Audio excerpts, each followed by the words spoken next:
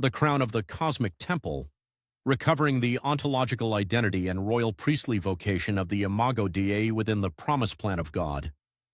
The systematic theology of the Western Christian tradition has frequently struggled to articulate a coherent theological anthropology because post-biblical philosophical systems, Greek analytical reasoning, and Enlightenment rationalism have imposed external grids that obscure the organic, supernatural architecture of the biblical text.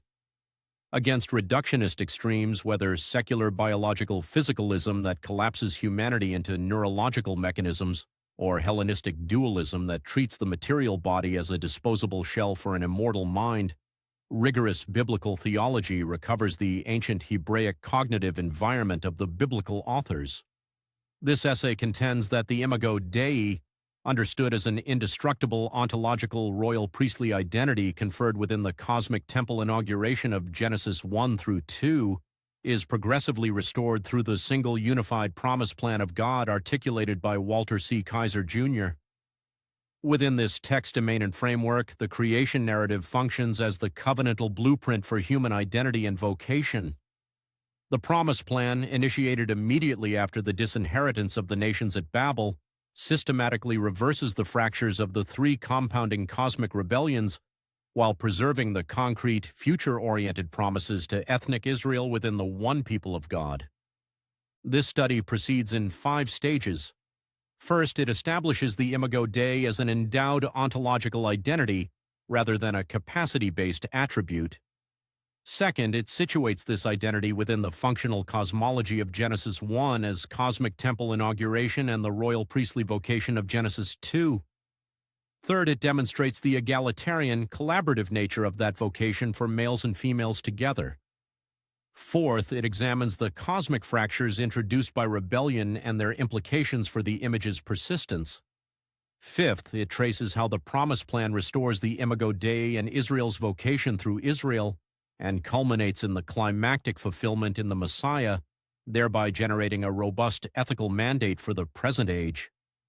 Throughout, the analysis prioritizes the final canonical form of Scripture, employs Second Temple Jewish literature and ancient Near Eastern materials solely for contextual illumination, and maintains a non-supersessionist reading that honors both the organic unity and progressive development of the canon. Section 1. The ontological identity of the Imago Dei.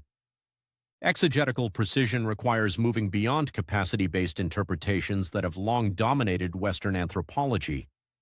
While patristic and medieval theologians, drawing on Platonic and Aristotelian categories, frequently located the Imago Dei in structural faculties such as intellect, memory, will, or rationality, and while these traditions contributed conceptual rigor and helped distinguish humanity from the animal realm, they risked abstracting the image from its concrete Hebraic context and introduced categories foreign to the biblical author's cognitive environment. When the image is defined by exercisable capacities, human dignity becomes contingent upon utility. Individuals experiencing profound disability, advanced age, or cognitive decline would appear to possess a diminished or lost image. The biblical text presents a different paradigm. In the ancient Near East, the Hebrew term selim, image, denoted a physical statue or idol set up in a sanctuary as the localized representative of a deity's presence and rule. Genesis 1 verses 26 through 27 employs this vocabulary to declare that humanity itself, male and female, is the authorized physical representative of Yahweh within the cosmic temple. The Imago Dei is therefore not something humans possess or perform. It is an ontological identity conferred by divine decree. As Carmen Joy Imes observes, God's image is not an external weight we bear nor an action we execute. It is what we are. The plural language of Genesis 1, verse 26, "Let us make humankind in our image according to our likeness," further illuminates this identity within the divine council worldview attested throughout the Hebrew Bible and Second Temple literature. Yahweh addresses the heavenly host, announcing the creation of earthly counterparts who will share in the administration of sacred space. The shift to the singular in verse 27 underscores that Yahweh alone creates. Humanity is installed as the physical, democratized extension of the celestial family. Because this status rests entirely upon the Creator's sovereign declaration, rather than human achievement, it cannot be lost, diminished, or erased by the fall.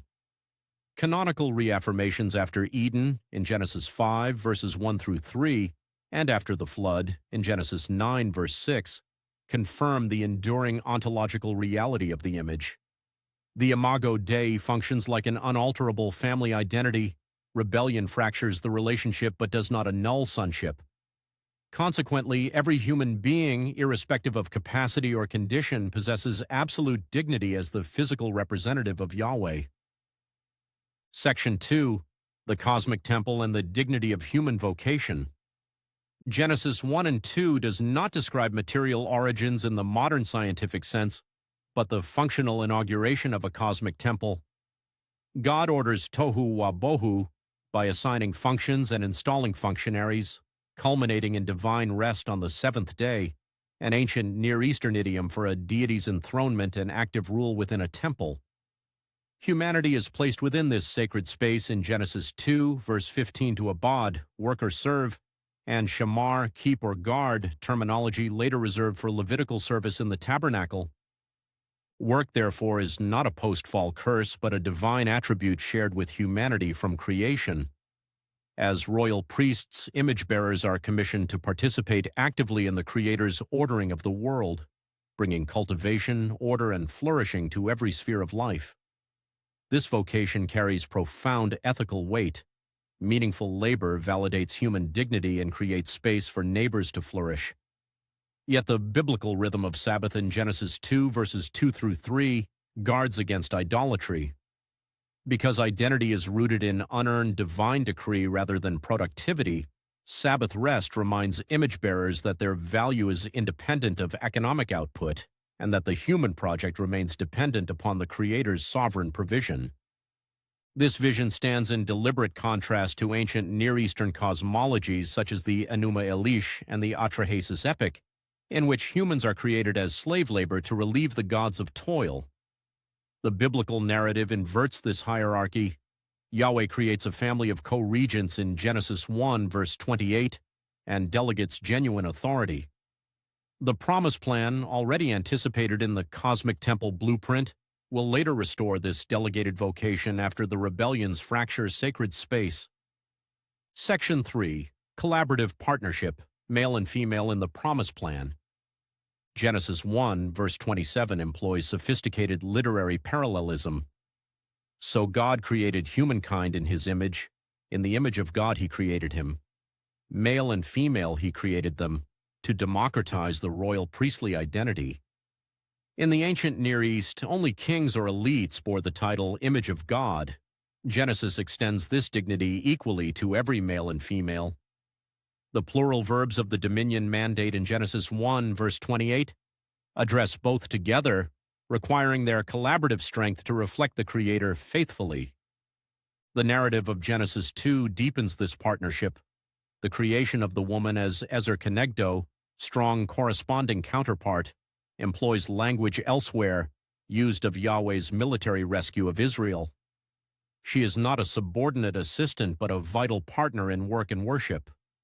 Sexual differentiation enables fruitfulness in Genesis 1, verse 28, yet the Imago Dei is expressed primarily in the shared task of ruling and subduing. Animals are likewise commanded to multiply in Genesis 1, verse 22, so procreation cannot define the image. Single, infertile, or celibate persons are therefore in no way deficient in their humanity or royal vocation. This egalitarian blueprint foreshadows Israel's collective identity as a kingdom of priests in Exodus 19, verse 6, and the multinational people of God into which Gentiles will later be grafted.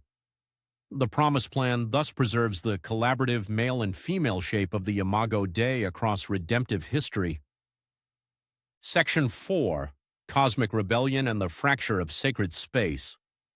The biblical narrative confronts human failure with unflinching honesty. While Genesis 1 and 2 establishes the majestic blueprint, Genesis 3 records the primordial rebellion in Eden.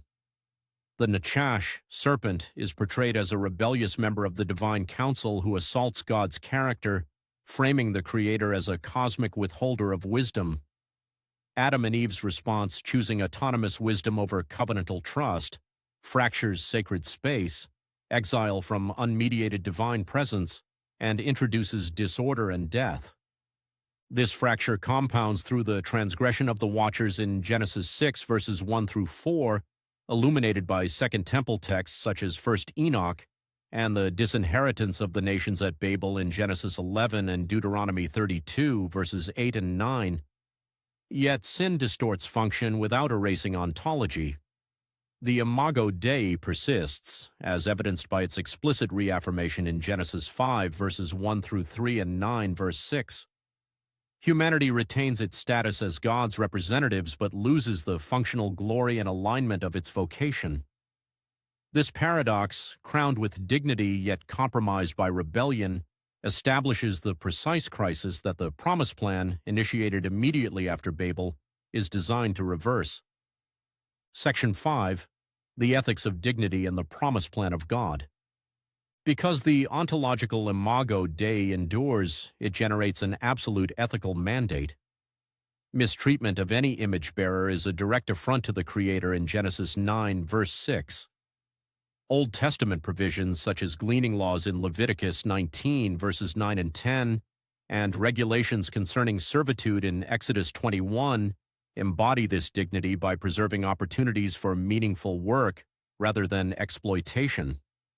In the present age, the same mandate confronts systemic injustice, environmental degradation, racism, and classism as failures of the royal priestly vocation to shamar both creation and neighbor.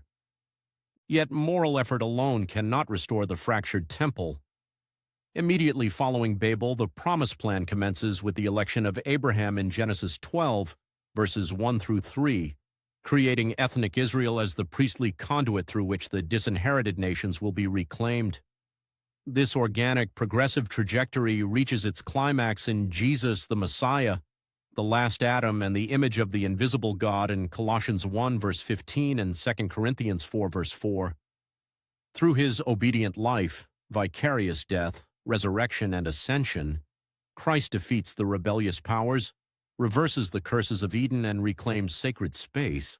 Salvation, therefore, is not the evacuation of disembodied souls to a Platonic heaven, but the restoration of the Imago Dei and its vocation within the renewed cosmic temple.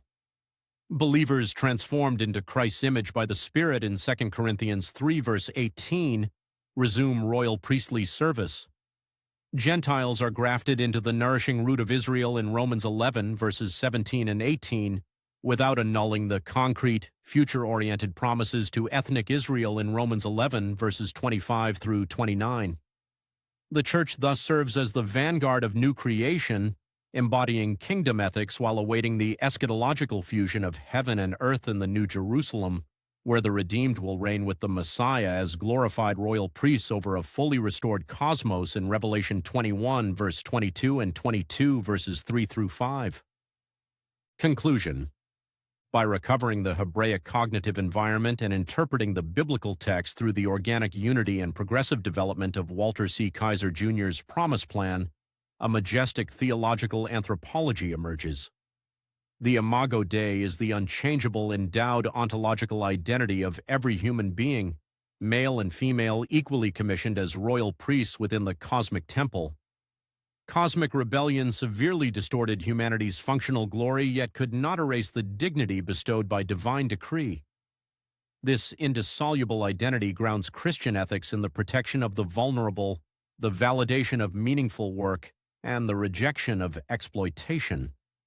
Through the election of Israel and the climactic work of the incarnate Messiah, the Promise Plan reclaims the image-bearers, restores sacred space, and advances the single redemptive purpose of Scripture. Humanity is destined not for disembodied escape, but for physical resurrection and eternal participation in the divine family, ruling with the Creator over a renewed and glorious cosmos.